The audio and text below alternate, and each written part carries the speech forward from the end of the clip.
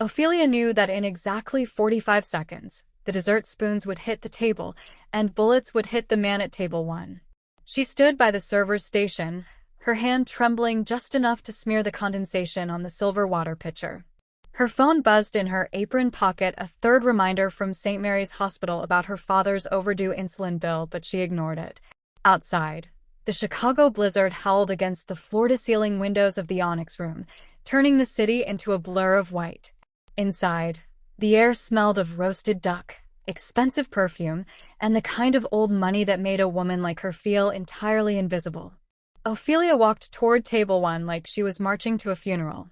Vincent Thorne sat with his back to the glass, a man of 60 who wore his power like a heavy coat. Across from him, Isabella, his fiancée, glittered in diamonds that cost more than Ophelia's entire life earnings. "More wine," Isabella snapped, not even looking up. "And try not to spill it this time. I swear, the help gets slower and darker every year." The racial slur hung in the warm air, sharp and ugly. Vincent's jaw tightened, his eyes flickering with annoyance, but he remained silent. Ophelia swallowed the lump of humiliation in her throat. "Right away, ma'am," she whispered, her voice steady despite the shame burning her cheeks. She retreated to the wine cellar to fetch the 2015 Barolo. It was quiet down there, surrounded by dusty bottles. Then she heard a voice, sharp and speaking Italian, then switching to English. It was Isabella. "See. He is at the table by the glass. 1 at the bar, 3 near the kitchen. Do it when the dessert arrives." Ophelia froze. The bottle of wine felt like lead in her hand.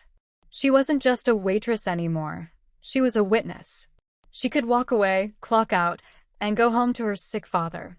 But looking at the receipt pad in her apron, she thought of her father's gentle hands, the way he taught her that dignity wasn't about money. She couldn't let a man die, not even one marrying a monster. With a shaking hand, she scribbled 7 words on the back of the receipt. "Your fiancé sold you out. They are in position." Walking back to the table felt like wading through deep water. The dessert spoons were being polished at the station. 45 seconds. "Your wine, sir," Ophelia said. She placed the crystal glass down, and in a breach of every protocol she had followed for 30 years, she slid the folded receipt under the base of his glass, her rough finger pressing against his manicured hand for a split second.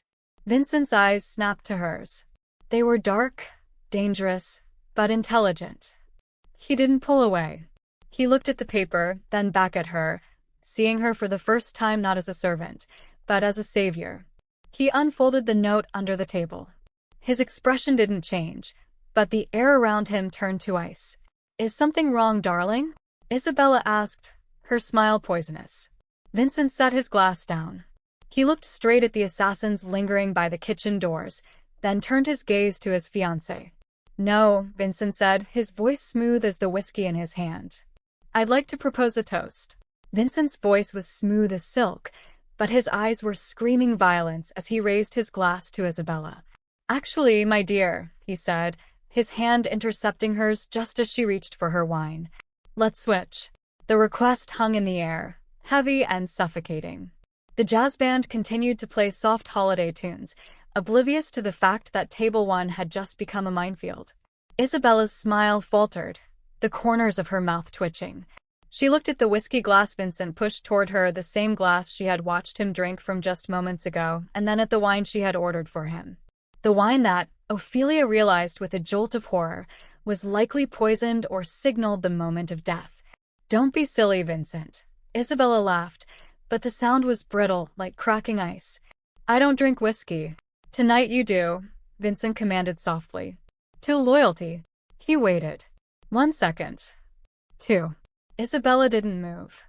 Her hesitation confirmed the 7 words scribbled on the receipt more effectively than any confession. Vincent didn't wait for the dessert spoons to drop. He kicked the heavy oak table upward, sending crystal and china crashing into the laps of the stunned assassins approaching from the kitchen. "Run!" Vincent roared, grabbing Ophelia's wrist with a grip of iron. The restaurant erupted into chaos. Screams replaced the jazz music. Gunshots shattered the floor-to-ceiling windows, letting the blizzard shriek inside. Vincent didn't run toward the front exit. He dragged Ophelia straight toward the kitchen doors, the very place the assassins had come from. It was madness, but it was their only path to the alley. They burst through the swinging doors into the steamy, frantic world of the kitchen. Cooks shouted in Spanish and English, dropping pans as the pair sprinted past the stoves. A man in a dark suit emerged from the dishwashing area, raising a suppressed pistol. Vincent shoved Ophelia behind a prep station and engaged him. Ophelia huddled against the stainless steel, her heart hammering against her ribs like a trapped bird. Another man lunged from the pantry, ignoring Vincent and heading straight for her. She had no weapon. She was a 50-year-old waitress with bad knees and a sick father. But fear has a way of clarifying things. Ophelia grabbed the handle of a large stockpot sitting on the cooling rack.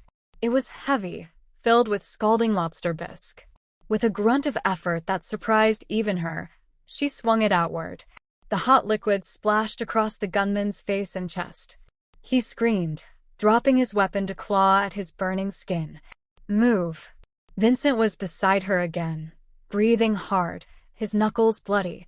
He kicked the back exit door open, and the Chicago winter slammed into them with the force of a physical blow. The alley was a wind tunnel of ice and snow. They slipped on the black ice, scrambling toward a black SUV idling at the curb, its exhaust puffing white clouds into the dark air. Vincent wrenched the back door open and practically threw Ophelia inside before diving in after her. "Drive," he barked at the driver. The tires spun on the slush before finding traction, and the heavy vehicle lurched forward, fishtailing onto the street just as the back door of the restaurant burst open behind them. Bullets pinged against the bulletproof glass, dull thuds that sounded like hail. As the adrenaline began to fade, the silence inside the car became deafening. Ophelia sat shivering, clutching her apron, her mind racing back to the heat of the kitchen and the scream of the man she had burned. Vincent turned to her. The gratitude she expected to see was missing. Instead, his eyes were cold, calculating, and fixed on her trembling hands. "How did they find us so fast?" he asked, his voice low and dangerous. "Who did you call?" The adrenaline faded, replaced by the biting cold of the leather seat and the realization that Ophelia was trapped in a car with a mafia don who looked ready to execute her. She sat in silence as the SUV sped north along Lakeshore Drive, clutching her worn handbag to her chest like a shield. It was the only thing she had managed to grab from her locker during the chaos, a bag containing a few dollars, her bus pass, and the one thing that mattered more than her own life. The car slowed as it approached a massive concrete structure jutting out over the frozen lake. It looked less like a home and more like a fortress, all sharp angles and gray stone designed to withstand siege and winter alike. As the garage door swallowed them whole, Vincent turned to her, his face a mask of stone. "Get out," he ordered. He led her into a living room that was as cold and empty as his eyes. Floor-to-ceiling windows looked out onto the black void of the lake. Vincent didn't offer her a seat. He paced around her, a predator circling wounded prey. "You knew the layout," he said, his voice dangerously quiet. "You knew exactly when to move. And somehow, they tracked us to the alley within minutes. Give me the bag."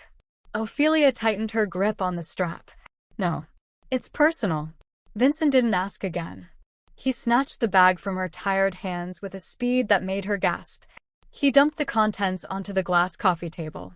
A cracked phone, a roll of mints, a rosary, and a small white pharmaceutical box. Vincent picked up the box, reading the label. "Insulin," he read, his eyes narrowing. "For Marcus Banks." "My father," Ophelia whispered, the fight draining out of her legs. She sank onto the edge of the sofa. "He's in St. Mary's. If I don't get that to him, if I don't pay the bill by tomorrow." She choked back a sob. "Please, sir. You can kill me, but you have to make sure someone takes that to him. He's innocent."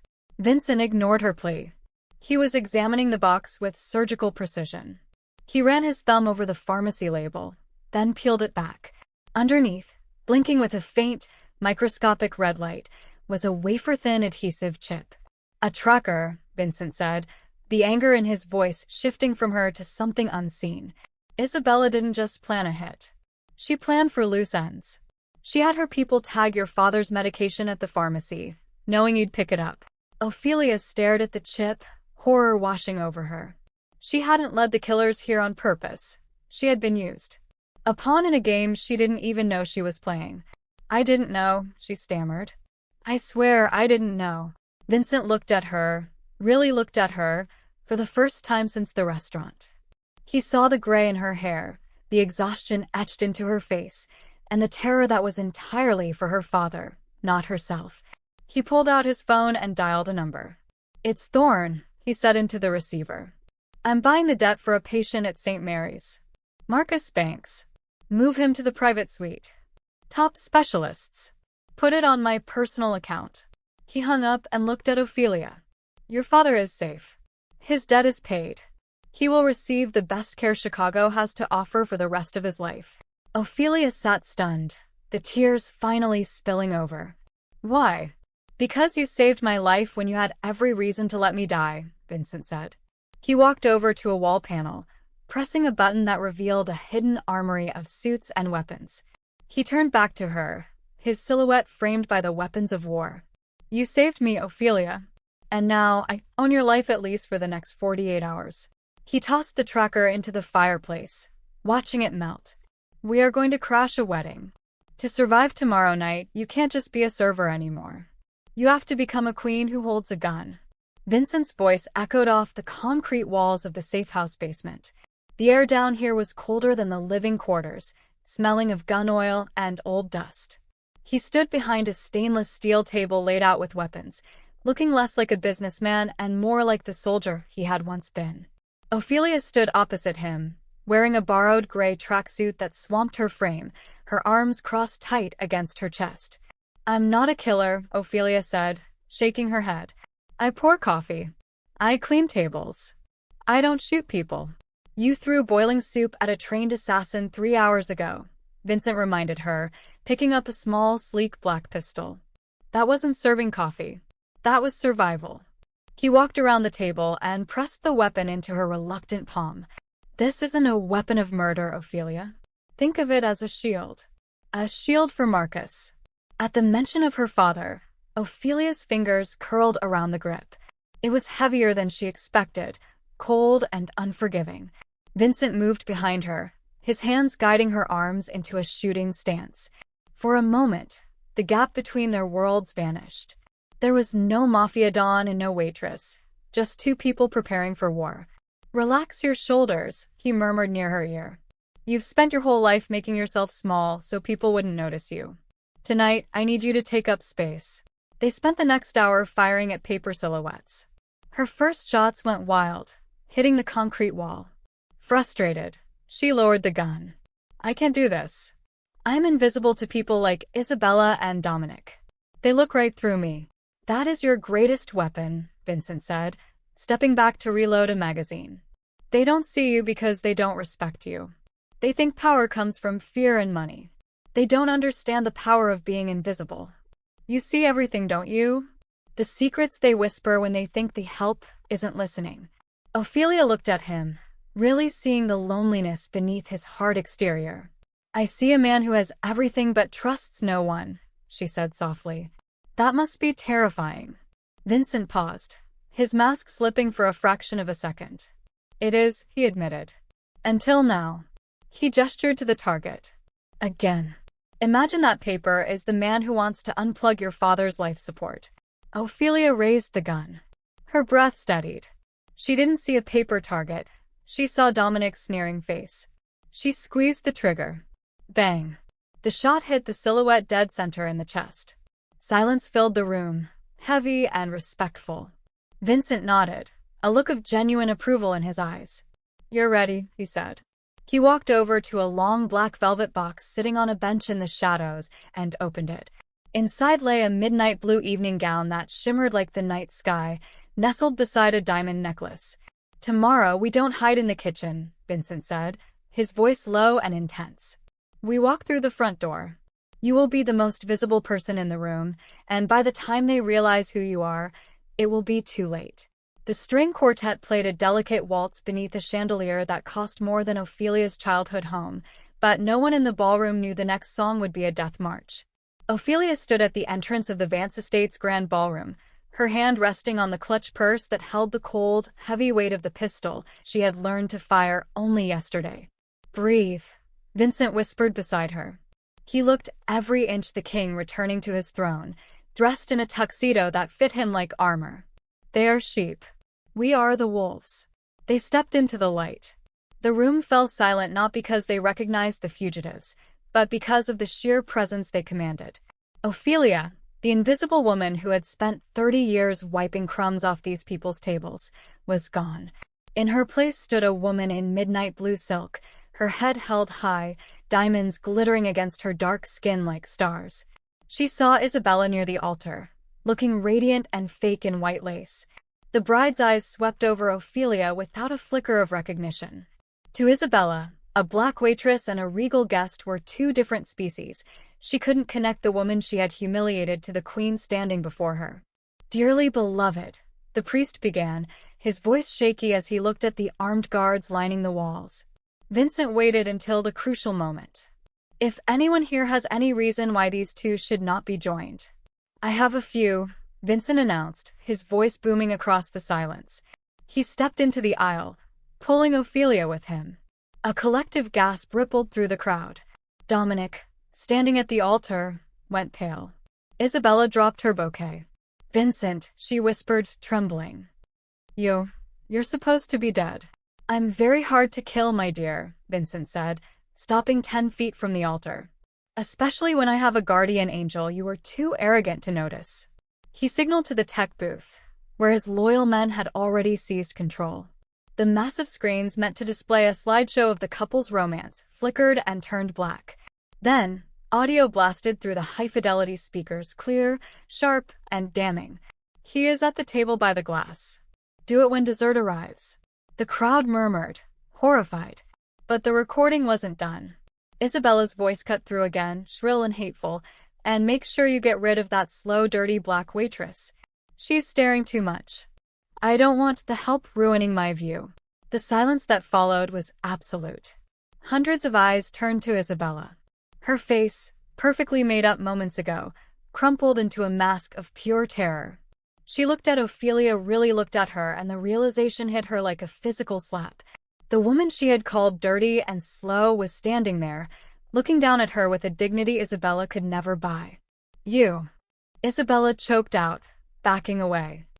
"You're the server." "And you," Ophelia said, her voice carrying clearly to the back of the room, "are finished." The humiliation was total. Isabella wasn't just exposed as a murderer, she was exposed as a bigot and a fool in front of the entire Chicago elite. But Dominic wasn't looking at the floor in shame. He was looking at Vincent with pure, rabid hatred. "You should be dead," Dominic screamed, his composure shattering. He reached inside his tuxedo jacket, not for a ring, but for a silver handgun. "I'll finish it myself." Dominic pulled the trigger, his face twisted in a rictus of hate, but he had forgotten the one variable he had dismissed from the start, the invisible woman standing in the shadows. Time seemed to warp, stretching into a slow-motion nightmare. Ophelia didn't scream. She didn't cower behind Vincent. In that split second, she remembered the cold basement, the smell of gun oil, and Vincent's voice telling her that the weapon was a shield for the people she loved. She drew the compact pistol from her clutch with a fluidity that shocked even her movements driven by pure, desperate instinct. She fired. The report was deafening in the enclosed space. She didn't aim to kill, she aimed to stop him. The bullet struck Dominic's right shoulder, the force of the impact spinning him around violently. His own shot went wild, burying itself harmlessly in the ornate plaster ceiling, sending a dusting of white powder down onto the guests. Dominic collapsed to the marble floor, clutching his bleeding arm and howling in pain, his weapon clattering away across the tiles. "Security!" Vincent roared, though his own men were already swarming the altar. The room dissolved into pandemonium. Police sirens wailed in the distance. Vincent had timed that, too. Isabella tried to slip away into the crowd, her white dress catching on the chairs, but 2 of Vincent's guards blocked her path. She looked back at the altar, her eyes wide with disbelief as she watched Ophelia, the woman she had called dirty, calmly lower her weapon, her hand not shaking in the slightest. Vincent stepped over his writhing brother, and walked straight to Isabella. He didn't yell.